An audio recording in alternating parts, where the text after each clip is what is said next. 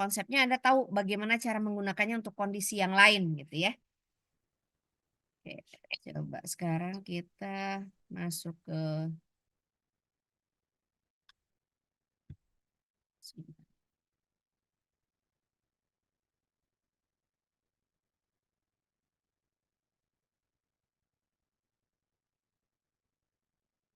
Hmm, Sebentar, sebenarnya saya masih agak mempertimbangkan nih. Anda lebih baik langsung masuk ke, oke, kita masuk ke ini aja dulu ke datasheet ya, ke Excel ya.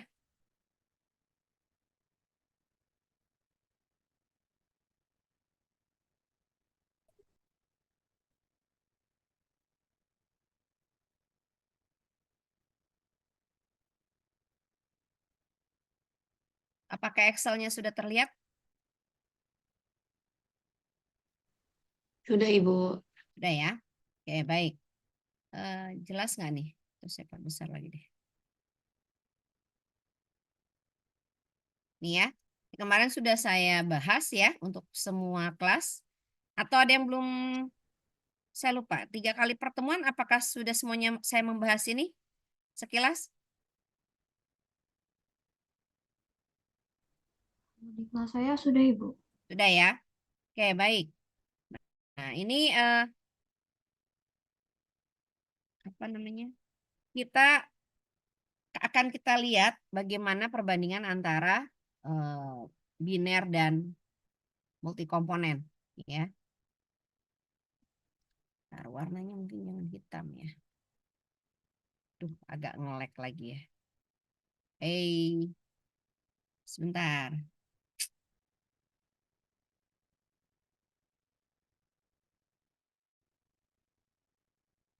Tunggu, tunggu.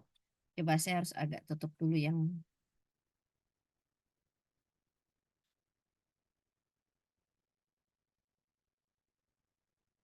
Oh ya, saya coba kurang-kurangin yang dibuka dulu nih.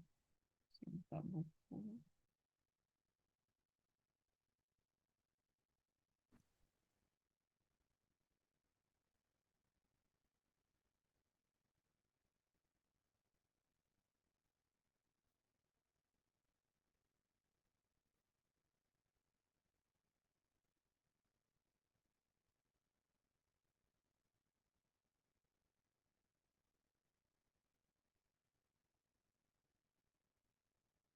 Bisa kita ganti warnanya enggak ya? Oke, kita ganti merah ya. Kayak antara biner dan multikomponen. Secara keseluruhan sama, tahap-tahapnya sama. Ya, kemarin sudah saya jelaskan bedanya di mana. Nah, sekarang kita akan mulai nih. Kita akan mulai coba membahas dari mulai nomor 1 ini. Tuh, laptop saya. Sorry, sorry. Ini laptopnya di sayanya ya. Tuh, pause lagi ya. Ya, saya stop aja. Sebentar, sebentar. Maaf ini. Nah, oke, ya. Coba ya, bismillah, mudah-mudahan bagus deh. Oke, jadi ini dari tahap ke 1 ini,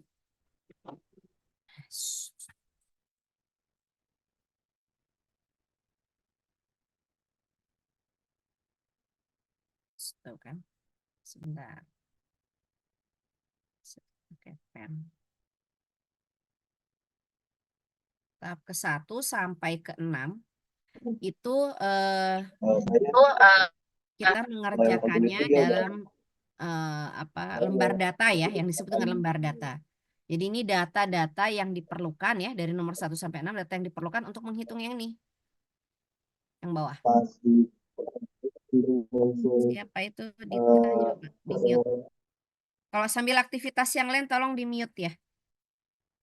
Saya nggak tahu Anda sambil ngapain. Oke, ya. Kita mulai dari awal dulu. Ini permasalahannya.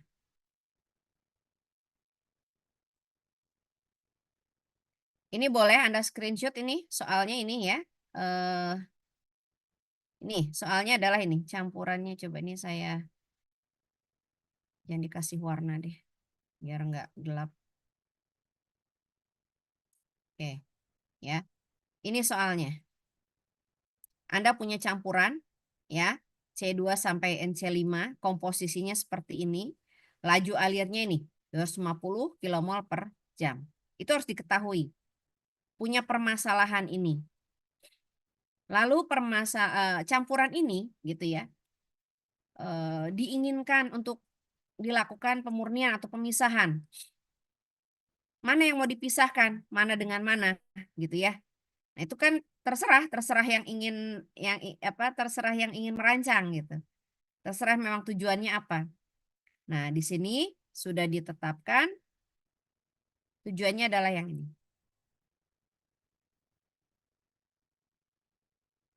Ya. Di sini ditetapkan tujuannya adalah jadi sasaran pemisahannya ya. Kalau biner kan Anda langsung cuma A dan B, berarti pingin A-nya di atas berapa, B-nya di bawah berapa gitu ya. Itu bisa langsung. Nah, sekarang ini komponennya kan ada banyak. Jadi Anda pilih dua komponen mana yang utama yang ingin Anda pisahkan gitu ya. Nah, yang kemarin kita bahas sebagai komponen kunci. Maka bisa dilihat di sini 90% C3 yang ada di dalam fit keluar di D. Nah, kita bisa masukkan ke sini. Berarti apa tuh C3 ini ya. Komponen ini ya. Nah, saya tandain dulu. Komponen ini dan yang kedua batasannya adalah Fenomena itu adalah setelah yang IC4. kan di Adalah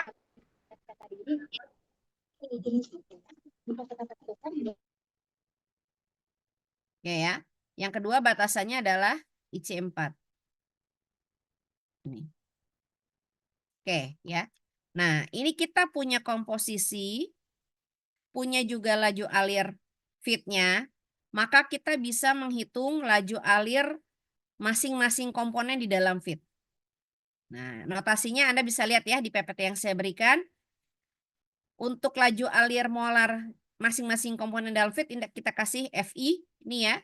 I itu komponen berarti ya, komponen I, saya besarin deh.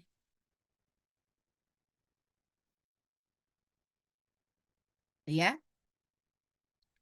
Ada FI, laju alir molar umpan untuk tiap komponen. Ini komponen C2 di dalam fit berapa, C3 di dalam fit berapa, dan seterusnya. Ya. Kemudian ini tadi komposisi dalam fit. Lalu ini adalah komposisi di distilat, XID. Ya. Kemudian ini XIB adalah komposisi di produk bawah atau bottom. DI ini laju alir molar tiap komponen di distilat, dan BI adalah laju alir molar tiap komponen di bottom. Sekarang kita definisikan dulu yang ada di umpan masing-masing komponen seperti apa.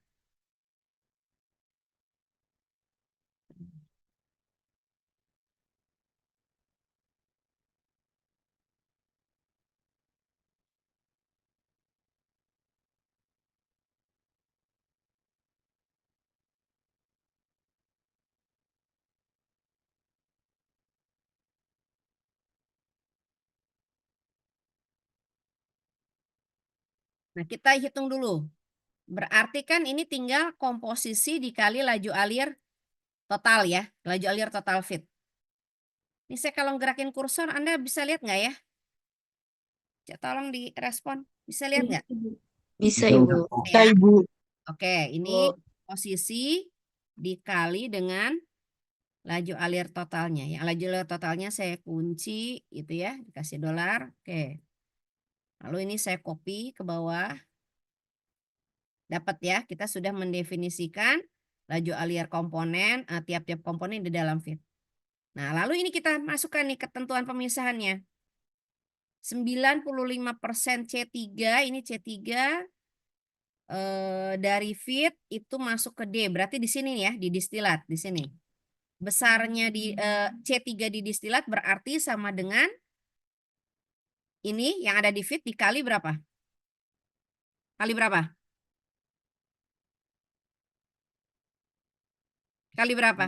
0,95 bukan? Satuan. Tuh, 0,95. Itu ya. Oke. Lalu yang berikutnya IC4 ini. Itu 5%. 5% keluar di distilat ya.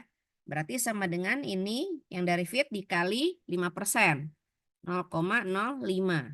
Oke. Maka kalau di distilat keluarnya 30,88, yang di bottom berarti sisanya ya. Sisa dari 32,5. Maka yang di bottom saya tuliskan ini feed dikurang distilat. Oke. Saya copy juga ke bawah. Ya. Nah, ini yang feed dicek oke sama 250. Yang ini belum diselesaikan. Nah, berarti di sini kita bisa katakan bahwa dua komponen ini adalah komponen kunci. Di sini C3 yang lebih ringan tentu ya. Ini sudah diurutkan ya. Ini diurutkan berdasarkan volatilitas. Ya, berdasarkan volatilitas, berdasarkan titik didih itu sama. Semakin ke bawah semakin sulit menguap. Semakin tidak volatil, semakin rendah volatilitasnya, gitu ya. Berarti semakin tinggi titik didihnya, semakin ke bawah. Maka yang di atas ini tentu komponen yang paling ringan ya. Tuh kan? Nah, berarti C3 dengan IC4 tentu ini yang lebih ringan, maka C3 sebagai apa? LK apa HK? LK, Bu. Laki. Oke. Maka yang sorry. Maka IC4 menjadi HK. Ya. Nah, ini saya tandain bahwa ini data-data untuk light key dan heavy key. Oke ya. Nah, kemudian berikutnya ini kan kita nggak tahu ya berapa ya.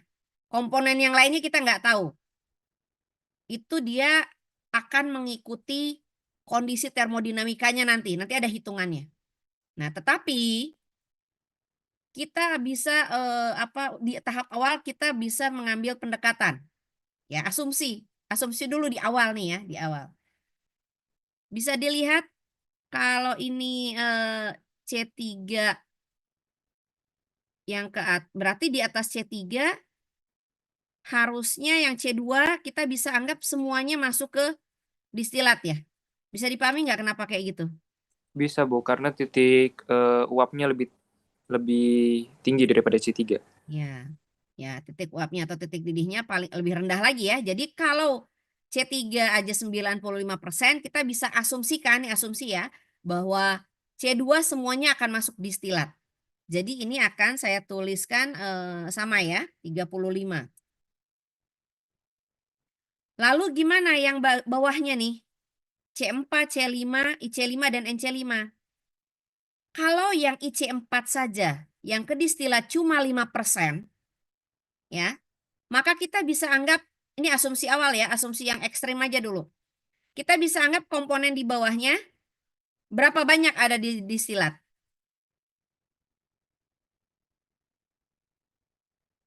Gimana kira-kira? Kalau yang IC4 aja ke atas cuma 5%, berarti kan 95%-nya semua kemana dong berarti? 95% IC4 ke bawah, ya kan? Maka kita bisa bilang komponen di bawah IC4 0. yang kemana 0 itu? Kurang dari Ya, yang ke distilat kita bisa anggap 0. Sama seperti ini tadi ya asumsinya. Jadi maksudnya kita ambil asumsi ekstrim dulu. Ya, di bawah HK maka tidak ada yang masuk distilat. Gitu. Ini 0 semua, maka semua akan ada di bottom. Ini bisa kita, ini berarti sisanya kan? Yang bottom untuk komponen 1, lalu yang bawahnya kita copy juga. Nah, gitu ya. Ambil 2 deh.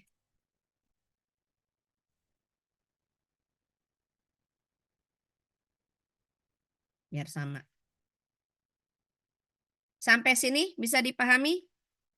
Ini asumsi ya yang ini nih. Perkiraan apa tebakan kita dulu di awal. Tapi tebakannya masuk akal ya. Ada dasarnya gitu loh.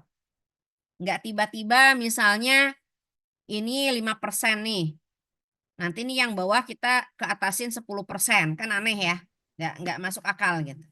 Yang paling mungkin adalah tentu yang semakin ke bawah ini semakin sedikit yang ke distilat. Ya kita anggap aja 0 dulu untuk di awal.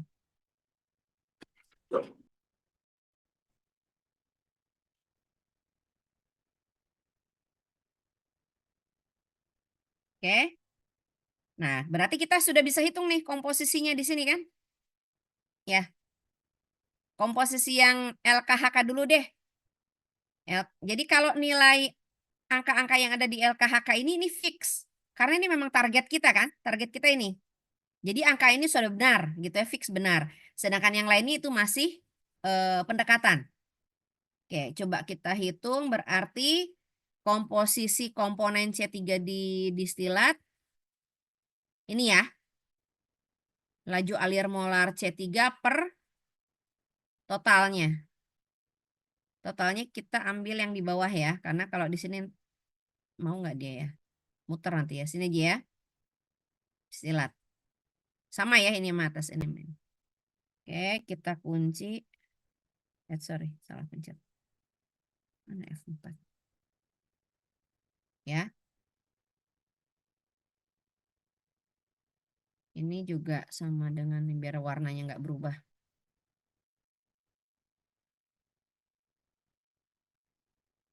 Udah, saya copy dulu lah. Ini ke bawah nggak perlu ya sebenarnya ya. Sorry. Bawahnya 0 kan? Ya nggak apa-apa lah kalau mau di copy.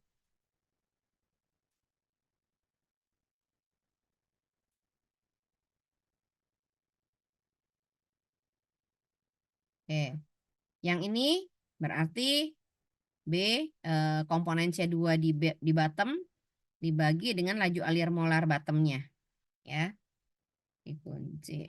Laju alir molar total. Oke. Copy ke bawah. Ini kita kasih kuning lagi. Ini ya, fraksinya sudah ada. Nah, kalau Anda lihat di sini, Anda sudah menyelesaikan tahap neraca massanya.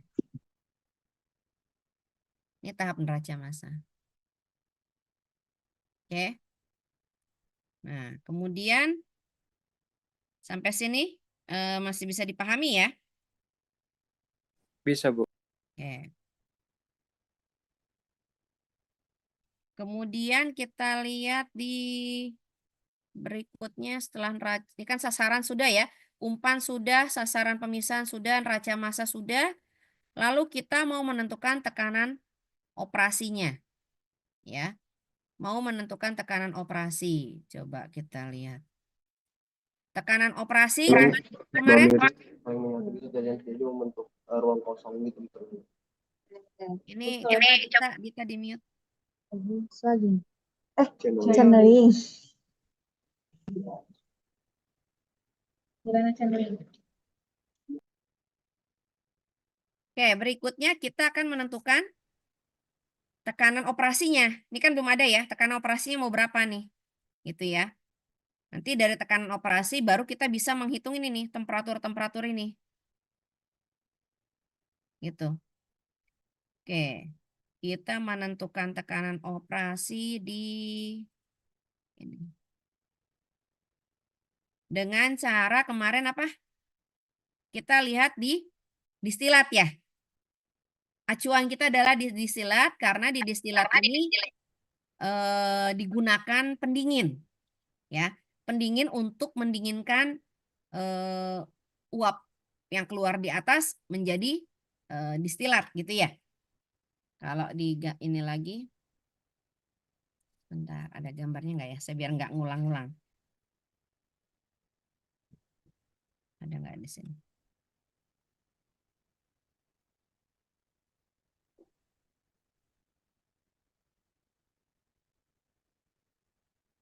Oke, yaudah saya gambarkan lagi. Ini ya, prinsipnya kan berdasarkan ini ya, kita menentukan tekanan. Ya, tahap ke-1 paling atas. Itu ya. Oh, ini tahap ke-1 di sini. Ini bagian atasnya. Itu ya. Ini D. Itu ya. Nah, ini kan ya kita standar awalnya tentu pakai cooling water. Air pendingin gitu ya. Yang suhunya dari 30 naik ke 40. Gitu kan? Ya enggak? Nah, kemudian berarti kan kita harus lihat kalau ini 1 ada vapor ke atas berarti ini V ya. Vapor ke atas berarti ini temperatur vapor dari tahap yang pertama.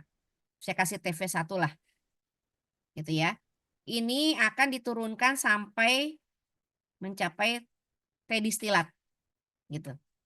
Ya. Ya ini kalau kita hitungan pasti diturunkan sampai berarti dari dew point-nya gitu kan ke bubble point. Gitu ya. Nah, kalau pakai air pendingin, si air pendingin itu start suhunya dari 30 dan naik hanya 10 derajat. Sudah pernah saya jelaskan ya. 30 ke 40. Nah, ini sebentar. Ini sebenarnya 2 ya. Ini dengan yang kanan dengan yang kiri. Coba nih yang kanan saya geser dulu deh.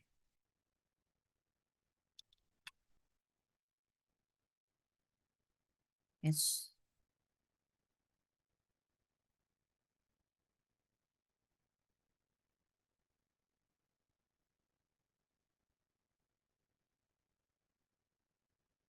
Nggak ikut ininya ya, gambar ini ya.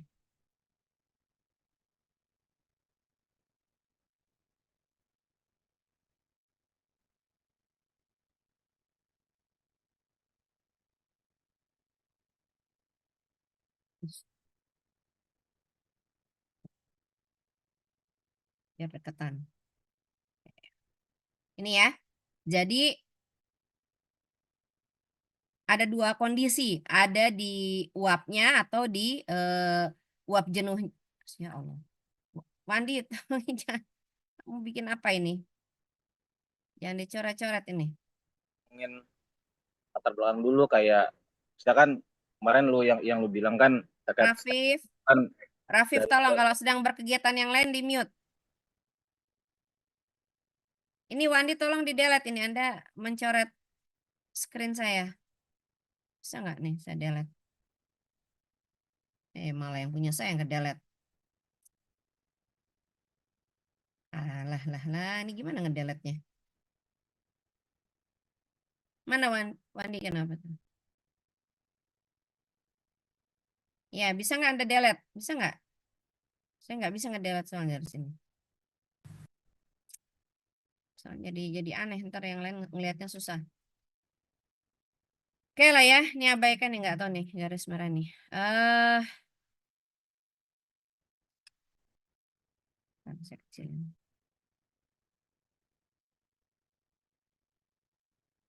Ya, 30-40.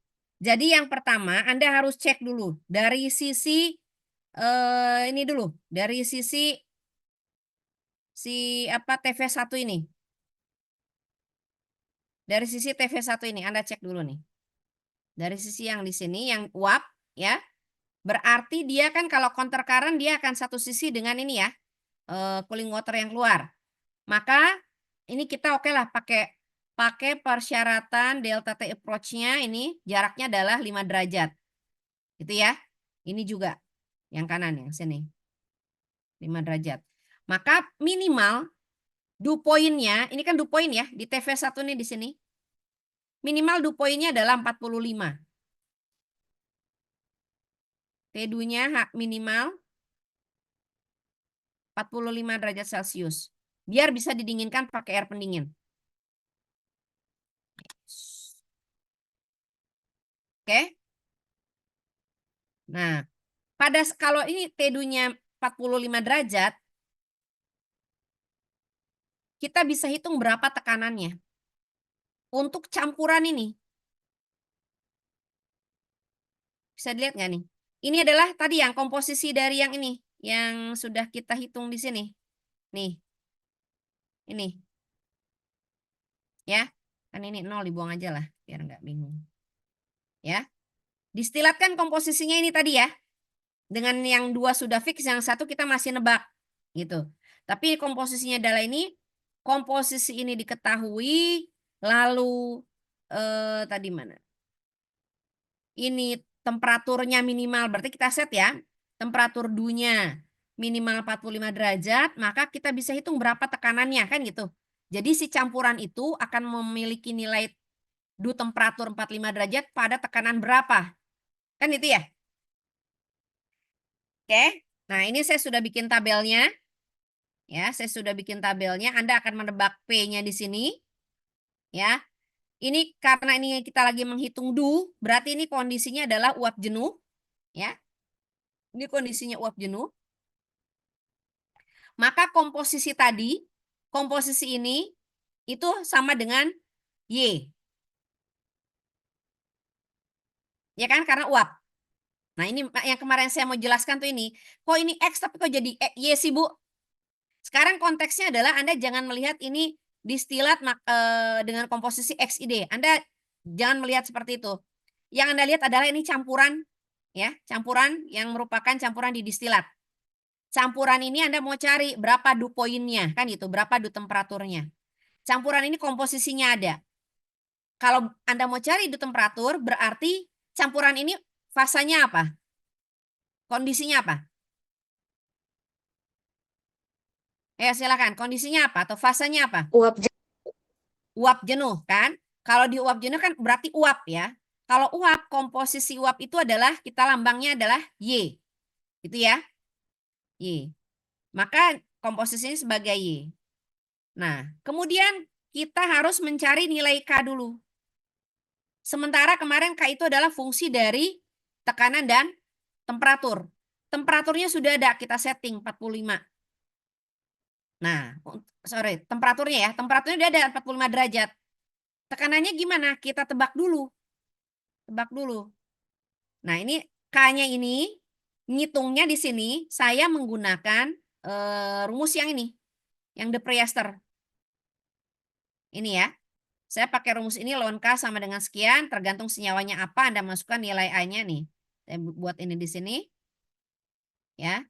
Jadi kalau Anda lihat rumusnya ini, nah, saya pakai ke sini, terus T-nya ngambil dari ini 45 Celcius, saya rubah jadi Rankine ya, jangan lupa.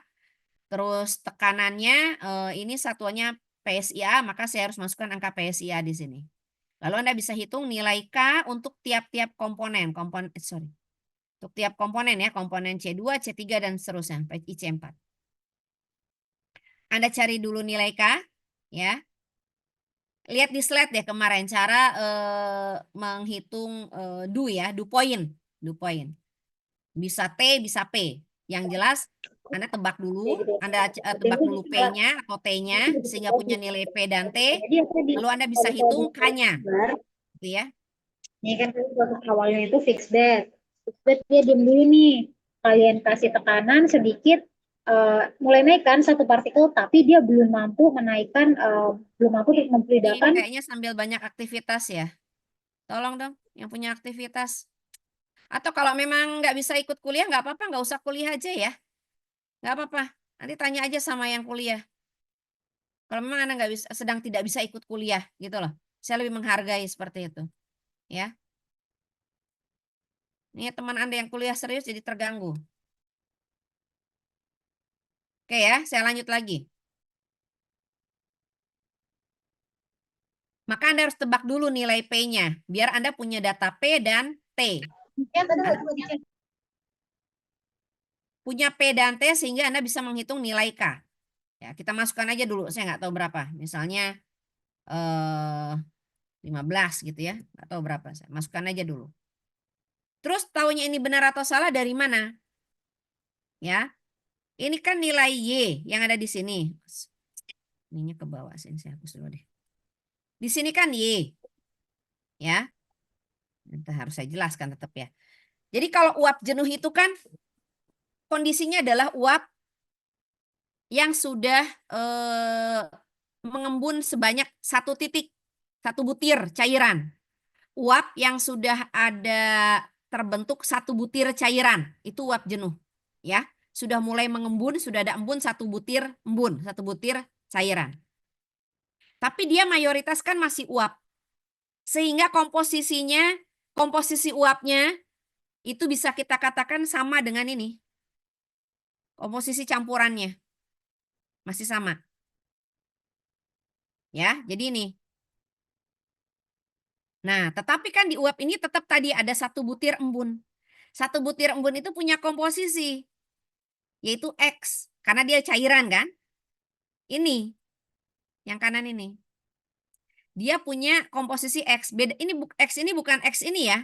Ntar Anda harus bisa bedakan. Ini kan campuran utamanya, campuran awalnya. Lalu Anda mau lihat campuran ini dalam kondisi uap jenuh seperti apa. Dalam kondisi uap jenuh, maka si campuran ini wujudnya adalah uap. Uap dengan komposisi yang sama, karena kan uap jenuh prinsipnya semuanya uap ya. Prinsipnya semuanya uap. Maka uap itu komposisinya sama dengan komposisi campuran. Tetapi di dalam uap ini ada 1 butir cairan, 1 butir embun. 1 butir embun punya komposisi. Nah, ini komposisinya. Komposisinya gimana? Komposisi 1 butir embun itu ya berkesetimbangan dengan komposisi uap ini. Gitu. Y dengan X. Nah, yang dihubungkan dengan nilai apa? K. Itu kan? Y per X.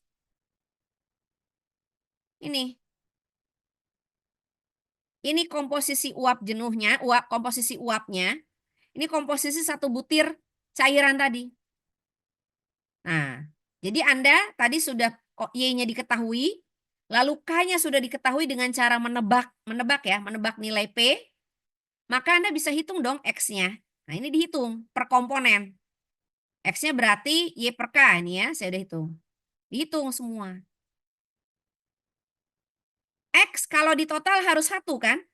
Sama kayak Y di total harus 1. Pokoknya semua komposisi kalau di total harus 1 kan? Nah, Anda cek lihat ini di total. Ternyata nggak 1. Ini 0,053 berarti tebakan tempat tekanan Anda salah. Coba kita cari berapa. Coba kita pakai Golsik aja ya. Kalau nggak tahu cara pakai Golsik, Anda tanya teman Anda.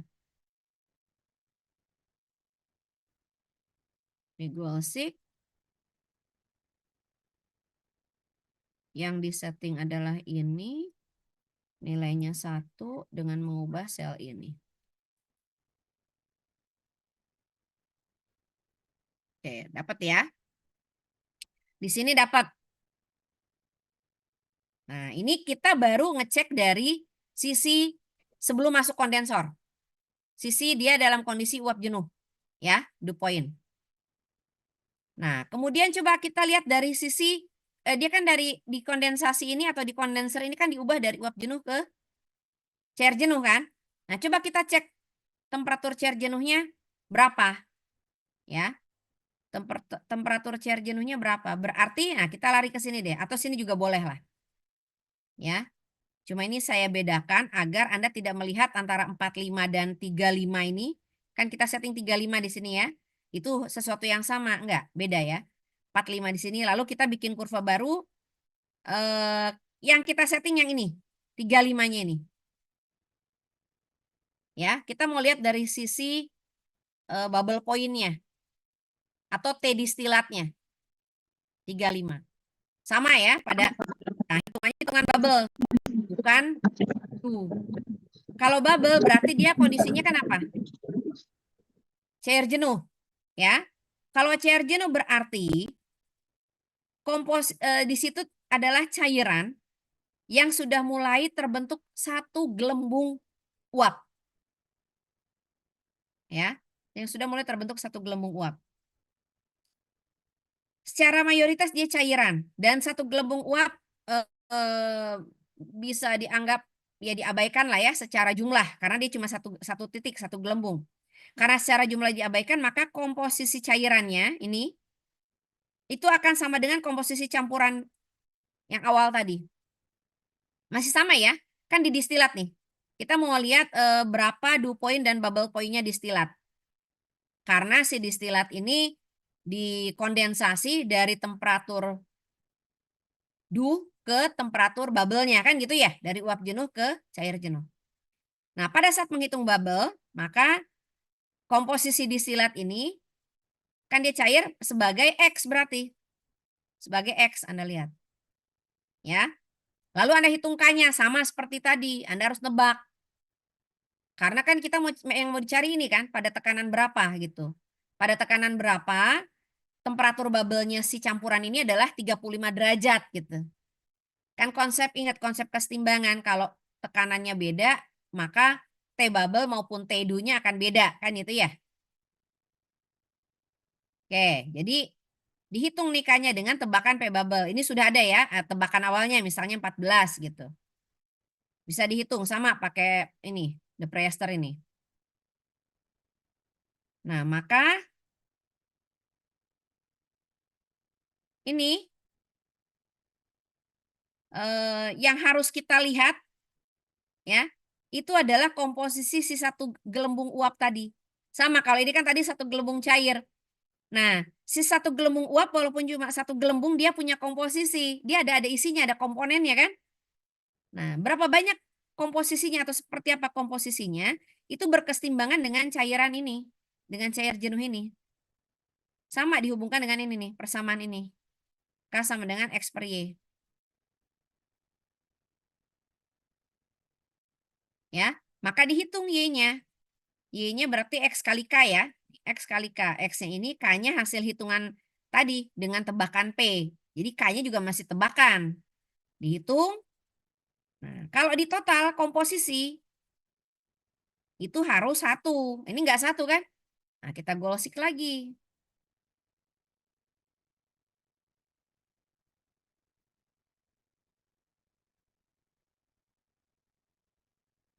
Nah, dapat.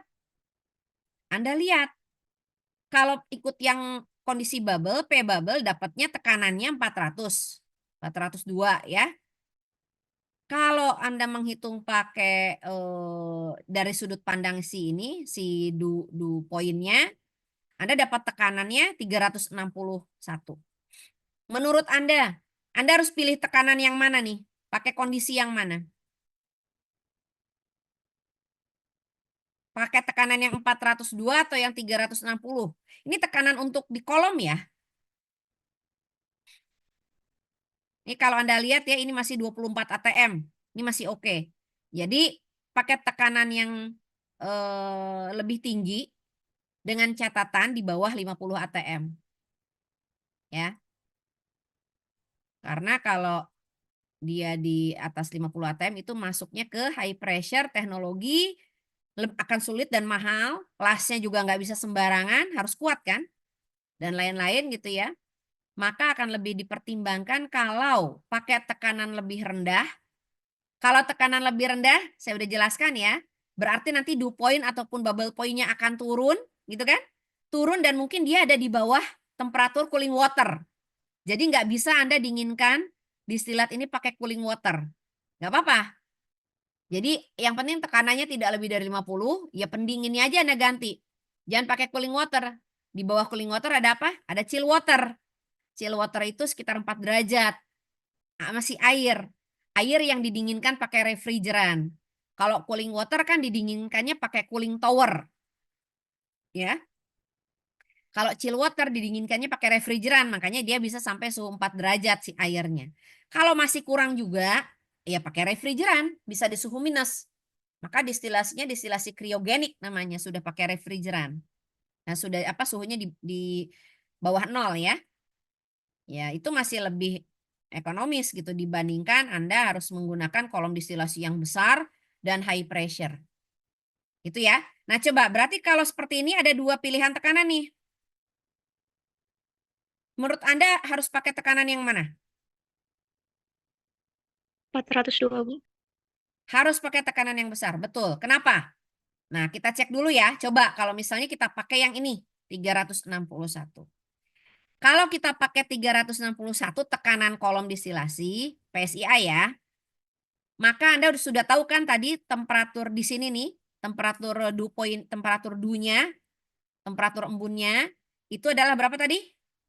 45 ya? 45 kan? Nah, berarti Anda harus hitung berapa temperatur bubble-nya, karena keluar dari kondenser dia harus pada temperatur bubble. Kalau tekanannya 361 kan gitu. Nah, coba aja Anda hitung. Logikanya gini. Logikanya.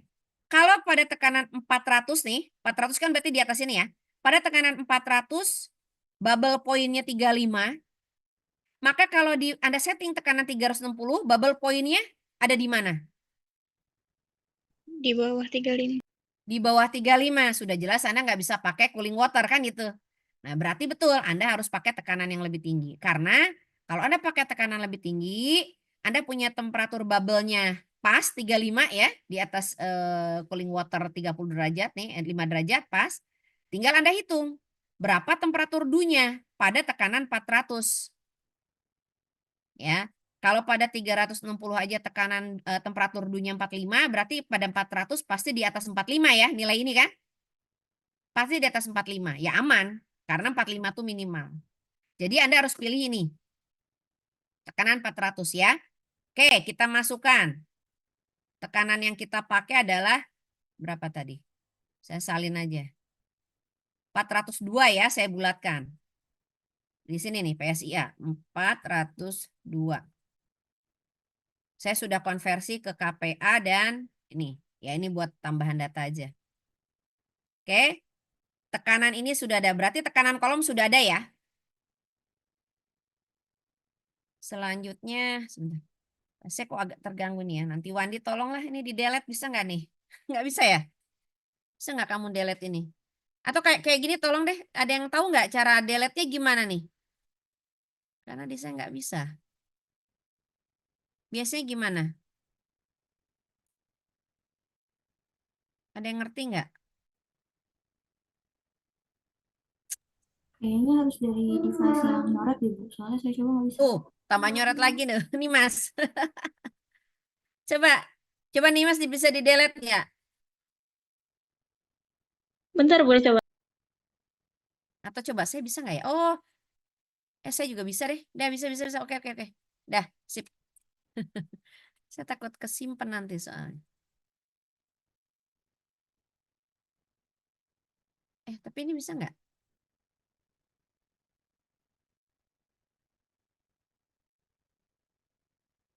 Nggak bisa ya. Ini yang bikin siapa nih yang sebelah sini nih? Nah, tuh itu. Siapa yang bikin tuh?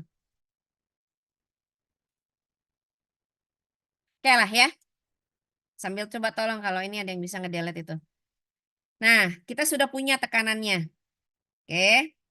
Karena kita punya tekanannya, maka kita bisa dong hitung temperatur di top, di bottom gitu ya. Sama fit. Fitnya bukan dihitung. Kita tentukan mau seperti apa fitnya gitu ya. Oke, pertama kita ke mana dulu nih? Kita ke fit dulu deh. Ya, ini yang bawah-bawah nih pada coret-coret juga nih. Tolong nih, yang bagian bawah nih. Ya, oke. Sekarang kita ke fit dulu. Kita ke fit. Kalau kita mau menentukan temperatur fit, ya, berarti kan gini. Menentukan temperatur fit itu kan tergantung kita pingin fit itu masuknya fasanya apa, gitu ya. Biasanya selalu berada di area kesetimbangan. Berarti di area, kalau di area kesetimbangan artinya di mana? Temperaturnya berada di area mana? Di antara T-bubble dan TDU. Oke, berarti kita harus tahu apanya? Harus tahu nilai T bubble dan T nya kan? Berapa gitu. Jadi kita bisa nentuin mau berapa temperatur si fit kan gitu. Berarti kita hitung dulu nih. Tekanannya udah ada nih. Kita hitung T bubble dan T untuk fit. Saya langsung ambil aja ya. Saya nggak akan jelaskan lagi cara ngitungnya. Ada nggak di sini ya? 402. Sebentar ini biar hilang gimana sih? Daftar ini. Saya agak lupa tadi ini ya. TBTD Unpan, oke. 402 ya, sama ini saya udah ngitung berarti. Oke, saya belum ngitung ya. Sama ya kayak tadi ya. Nah, ya langsung aja basic. Tinggalkan it's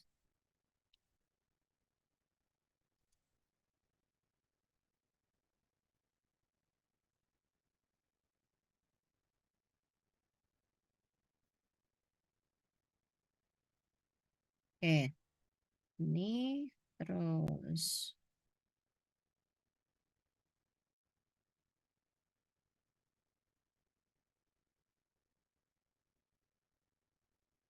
oke, dapat ya. 165 sampai 111 ya. Kita pingin dua fasa ya. Saya pingin dua fasa. Oke, saya setting aja 130 ya. Nanti kita lihat gimana kondisinya. Saya pingin ya sebenarnya nanti Anda harus hitung 130 tuh kondisinya uapnya ada berapa, cairnya ada berapa. Nanti kita akan hitung. Tapi di sini oke lah, saya tetapkan saja kita ambil 130. Tuh ya. Karena pingin dua fasa. Kalau Anda pingin umpannya dalam kondisi cair jenuh, Anda harus pasang temperatur umpan berapa? Berapa? Kalau Anda pingin umpannya dalam kondisi cair jenuh, maka Anda harus masukkan umpan pada suhu berapa?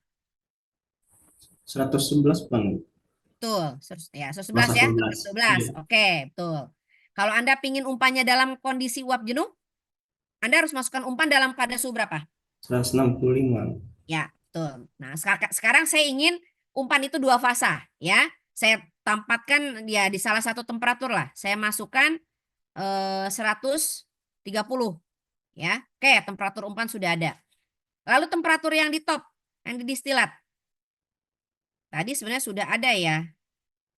Nah ini. Distilat. Kita pakai tekanan ini ya. Ya udah kita cari aja tadi 402 ya. Kita golsik aja. Atau sebenarnya ini sudah ada ya. Berarti kalau ini distilatnya, nah temperatur distilat atau temperatur top ini tergantung. Kita pinginnya produknya apa? Cair atau uap untuk distilat ya. Kalau bottom sudah pasti cair. Kalau ini cair atau distilat, cair atau uap.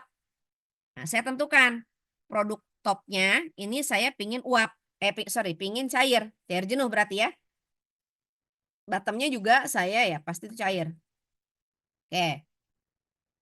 Oke, kalau cair berarti ini kan T-bubble distilat ya. Kita ambil aja yang tadi mana nih perhitungan sini.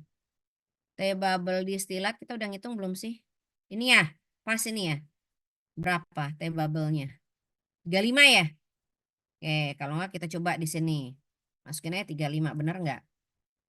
Oke, bener ya. Berarti temperatur distilatnya 35. Bottomnya berapa? Nah, kita hitung. Dengan tekanan yang sama. Tekanan ini ya tadi ya. Nih, 402 ini kan. Tekanannya 402. Kita cari tebakannya. Sebentar.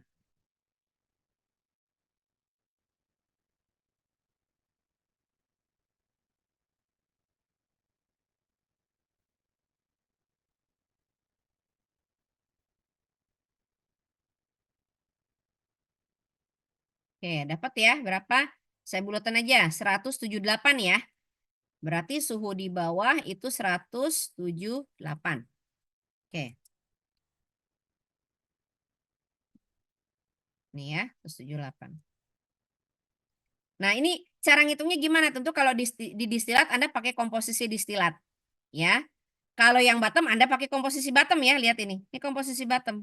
Jangan keliru. Dan yang dihitung adalah bubble T-nya berapa, temperatur bubble-nya berapa pada komposisi bottom. Oke, kita balik lagi ke sini. Ini sudah terdefinisi temperatur. Tekanan sudah ada. Maka kita bisa menghitung ini nilai K ini. K ini kan tadi menggambarkan kondisi kesetimbangan ya. Kondisi kesetimbangan. Ini. K sama dengan Y per X. Sekarang kita mau cari nilai K untuk di tiap aliran, di feed, di distilat, di bottom, dan untuk tiap komponen. Tiap komponen. Itu ya. Caranya gimana? Ya pakai itu. Pakai persamaan ini. Kalau saya pakai ini. Pakai De Priester, ini konstantanya ya. Saya pakai De Priester ngitungnya. Ngambil dari sini aja nih persamaan ini. Ya. Dihitung ya, bisa ya caranya ya. Kan Anda tinggal masukin nilai temperaturnya, berarti gini, sorry. Kalau di feet ini Anda ngitungnya caranya berarti temperatur feet ini ya, masukkan angka 130 dan masukkan tekanan ini. 130 saya udah konversi ya ke sini ke Rankine jadi 725 gitu ya. Anda masukkan pokoknya temperatur 130 Celcius dan Anda masukkan tekanan 402. Untuk senyawa C2, nah Anda lihat sini. Untuk senyawa C2 ini konstantanya ada. Masukin ke rumus ini. Konstanta ada, temperatur feet ada, tekanan kolom ada. Dapat K-nya kan? Lawan K berarti Anda dapat K. Masuk sini. Untuk senyawa C3, ganti konstantanya. Senyawa C4 dan seterusnya. Oke. Untuk K yang di distilat, Anda tinggal ganti temperaturnya. Pakai temperatur distilat. Ya. Tekanannya sama. Oke, bisa dihitung ya. Bottom juga sama. Anda masukkan temperatur di bottom. Oke. Saya ada di mana ya? Sebentar, saya copy aja deh. Ini saya copy aja. Anggap aja sama lah.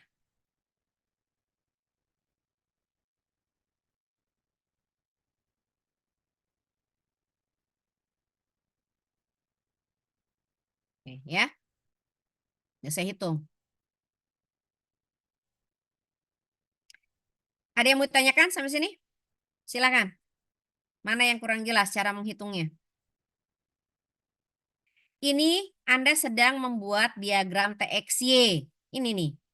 Kalau di biner Anda gambar, plot ya, TXY. Lalu sekarang Anda akan membuat diagram XY, yaitu ini alfa atau relative volatility khusus untuk umpan. Alfa I atau alfa untuk tiap komponen di umpan. Hanya umpan yang dihitung alfanya. Alfanya adalah ini. K komponen misalnya ini alfa untuk C2 di umpan. Ini C2 ya.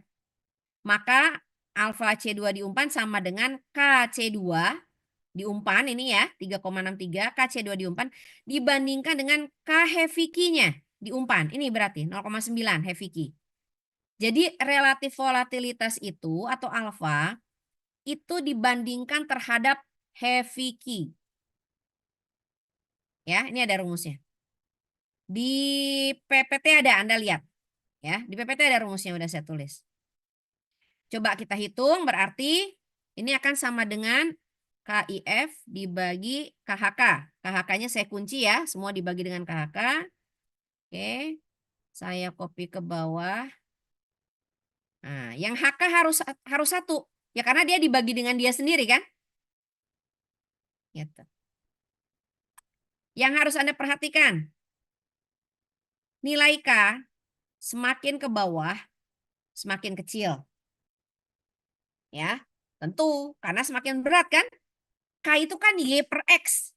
Ya, artinya kalau semakin kecil kan perbandingannya Y-nya semakin ke bawah semakin sedikit kan? Nilai Y-nya, nilai komposisi senyawa ini di uap itu akan semakin kecil.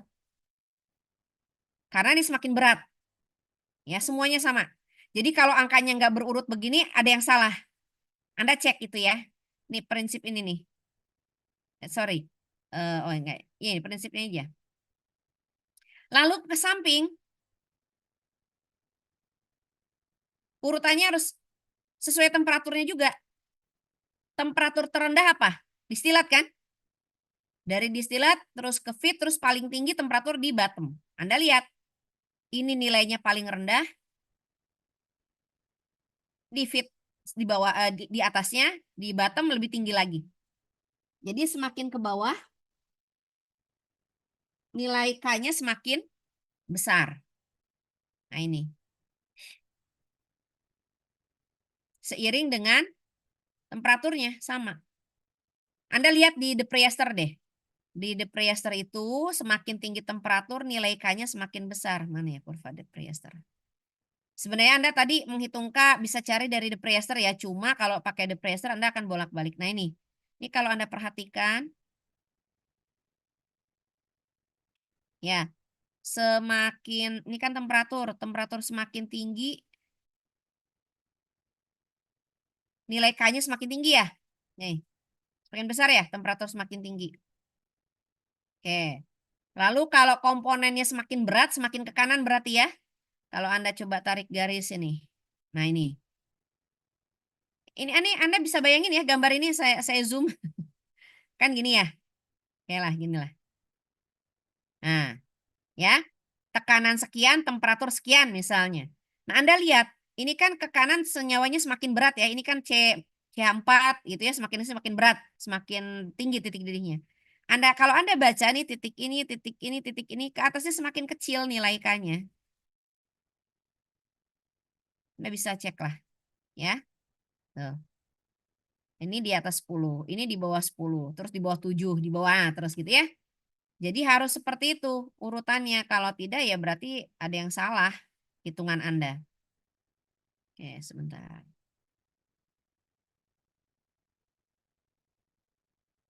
Sampai mana tadi?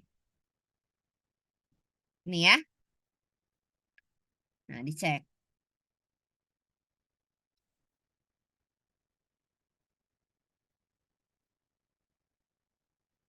Pindahin sini lah. Jadi ini adalah neraca massa, ya. Dan ini adalah kesetimbangan. Oke, sampai sini ada yang mau ditanyakan, silahkan. Atau diserap dulu.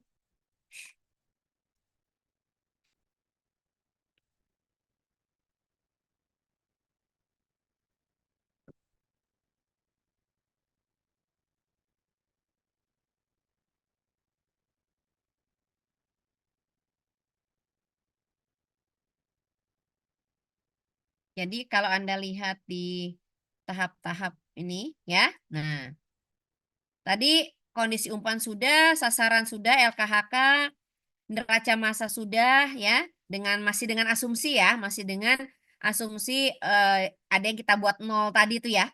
Di atas LK ada yang dibuat nol, di bawah HK ada yang dibuat nol gitu ya. Kemudian tekanan sudah kita tentukan dan tadi kita dapat masih 24 ateman ya, itu masih oke. Langsung kita bisa pakai. Tapi kalau ternyata Anda hasil menghitung dapatnya di atas 50, ya maka Anda harus turunkan tekanannya. Berarti Anda harus pakai ya tekanan di bawah 50. Berarti dibalik, Anda tentukan dulu. Misalnya masukin aja 40. 40 lalu Anda cek. Kalau di 40 atm itu, temperatur di distilat itu berapa? Nah, dilihat tuh. Mungkin minus, mungkin berapa, nggak tahu saya, cek. Nah, baru Anda putuskan.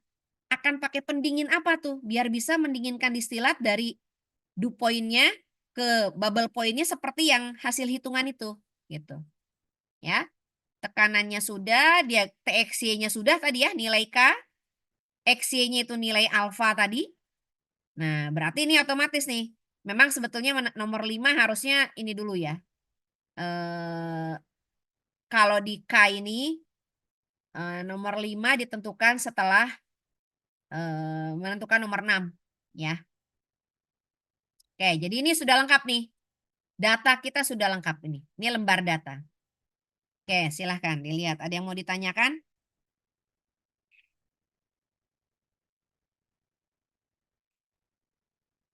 Nah, untuk nilai K, ini kan karena hidrokarbon ringan, saya pakai depriester. Kalau nanti senyawa-senyawa lain, Anda bisa pakai antoan. Nah, ini contohnya saya coba hitung pakai antoan ya. Nih, Rault ya. Berarti pakai prinsip, Anda lihat sudah ya, Anda sudah pernah ngitung kan? Kemarin waktu, coba saya stop share loh.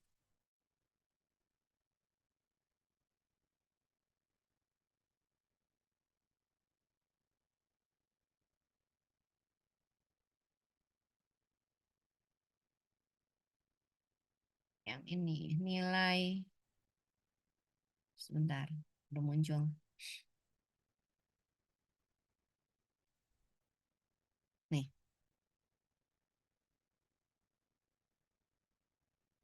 Ini ya. Bisa pakai depressor, bisa pakai K. K itu adalah P komponen satu, P saturated per komponen dibagi dengan P totalnya. Itu dapat K untuk komponen tersebut. Nah ini. Ya. Sementara kan P saturated itu persamaan Antoine fungsi dari temperatur. Makanya tadi temperaturnya, ya untuk dapat K Anda harus tahu temperatur dan tahu tekanan gitu ya.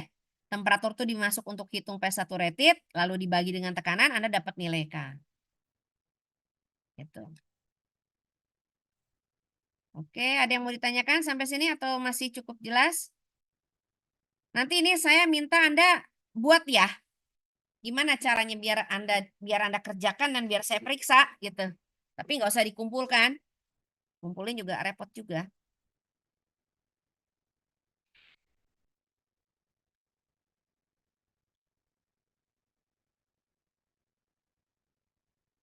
Jadi Excel tadi nggak akan saya berikan ya. Saya minta Anda membuat sendiri. Bisa kan ya bikinnya ya? Halo? Bisa nggak? Atau mana yang makanya bagian mana yang Anda belum paham?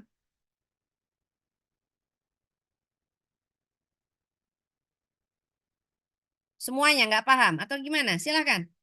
Kalau Anda ikut kuliah kan sekarang terlintas di kepala, nggak ngerti semuanya, atau ngerti sebagian, atau nggak ngerti bagian apa.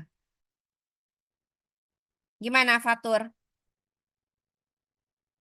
Ya, remang-remang sih, Bu. Memang harus dicatat, ya, harus dicatat dan sebenarnya gini, itu tabel tadi Anda screenshot, Anda punya item-item apa saja yang harus dihitung. Cara ngitungnya ada di slide, gitu, ada di PPT. Rumusnya apa, bagaimana ada di situ, ya. Kan kayak The Priester pun sudah saya berikan ya. Jadi Anda untuk ngitung K pakai ini aja.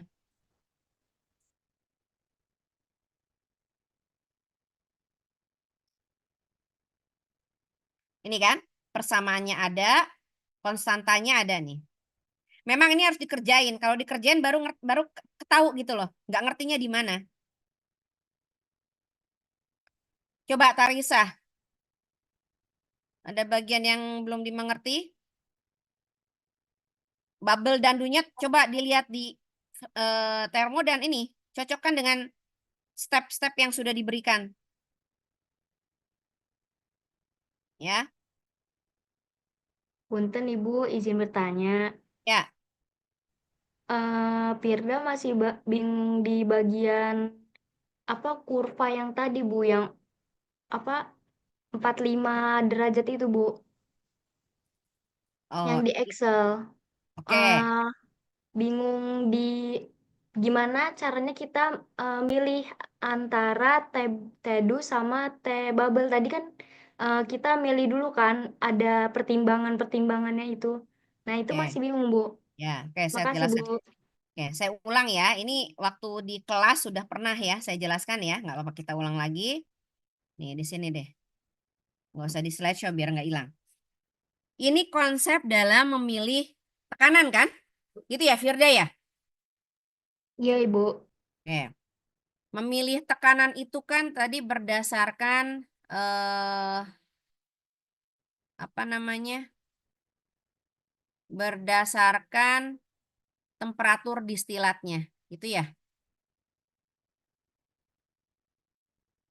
Itu ya. Sorry, gambarnya angka tahap 1. Gitu kan? Ini distilat ya. Ini vapor yang ke atas ya, ini vapor. Vapor ya, V. Maka vapor ini kan ini selalu dalam kondisi setimbang ya. Jadi semua tiap tahap ini uapnya berarti pada kondisi temperatur dew atau temperatur uap jenuh, cairannya pasti pada kondisi temperatur cair jenuh gitu loh. Selalu pada bubble point. Maka temperatur uap di sini yang sebelum masuk kondenser, saya akan sebut ini 1 karena dia dari tahap 1 ya, meninggalkan tahap 1. Walaupun sebenarnya sama aja. Karena gini, temperatur di tahap 1 dengan tahap 2 beda. Gitu. Jadi ini adalah temperatur uap yang lepas dari tahap 1. Ini akan kalau Anda cek ini berarti akan sebagai tedu. Ya, tedu. Maksudnya dia pasti kondisi, kalau kamu pengen tahu ini temperaturnya berapa, Anda tinggal hitung du temperaturnya gitu loh. Karena dia dalam kondisi uap jenuh. Du temperaturnya dalam gimana Bu? Ya, pada tekanan ini, tekanan kolom gitu. Nah, distilat di sini kita mau distilatnya cair gitu ya. Berarti ini dalam kondisi T-bubble. Ya.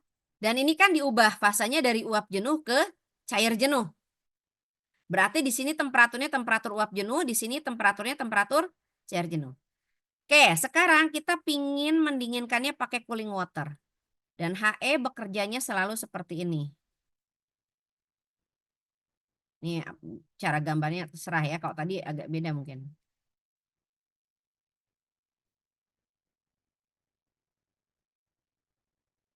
Itu ya. Ini yang bawah cooling waternya, ya. Ini adalah yang mau dikondensasinya, campurannya, ya. Campuran distilatnya tadi. Ya, komposisi saya tanya dulu. Komposisi di sini, uap yang keluar ini, kalau ini total kondenser ya, komposisi di sini sama atau beda dengan komposisi di sini? Sama. Sama ya. Oke. Jadi untuk komposisi, untuk ngitung dew point di sini maupun ngitung bubble point di sini pakai komposisi yang sama, yaitu komposisinya distilat. Oke. Balik lagi ke sini di HE ya. Cooling water itu sudah fix temperaturnya. Dari 30 naik ke 40, itu fix ya. Lalu kita punya aturan delta T approach namanya, itu adalah ini perbedaan suhu antara fluida dingin dan fluida panas. Kita ambil 5 derajat deh. Ya 5 atau 10. Waktu di kelas saya terangkan 10. Sekarang saya terangkan 5, nggak ada masalah. Ya. Kita ambil ini 5 derajat. Berarti ini juga harus 5 derajat. Oke ya. Berarti ini yang temperaturnya mulai, ini kan vapor tadi ya. Yang sebelum masuk kondenser ini fluida panasnya yang mau dikondensasi. Berarti dia masuk pada temperatur V1 ya. Ini ya. Atau pada T2-nya gitu ya. Dan dia akan keluar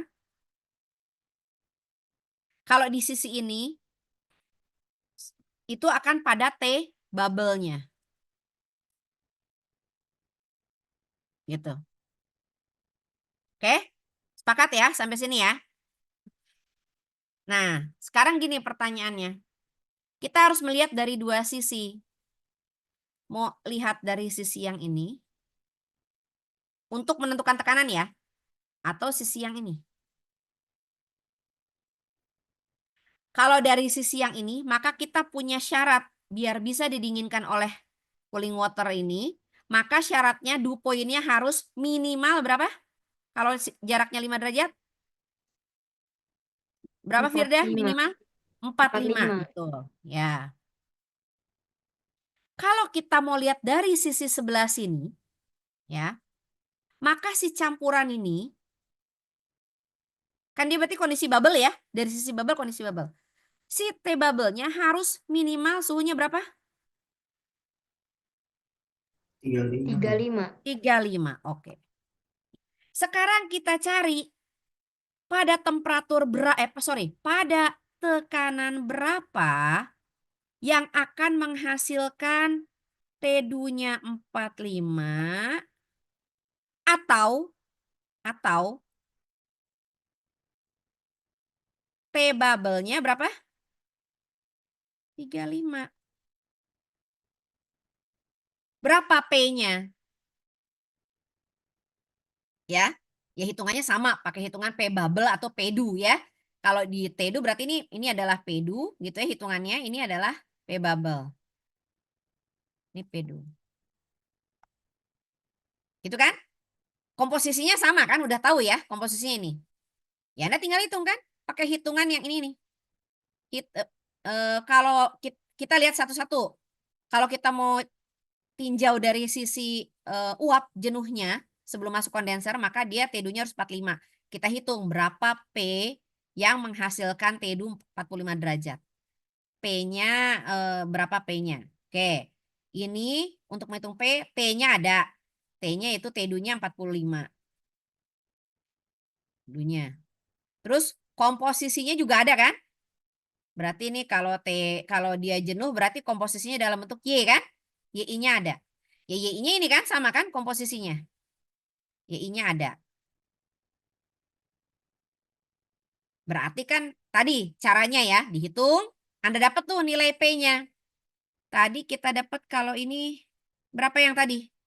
Ada yang ingat nggak? Ada yang nyatet nggak? Berapa tadi Firda yang nih? P-nya berapa?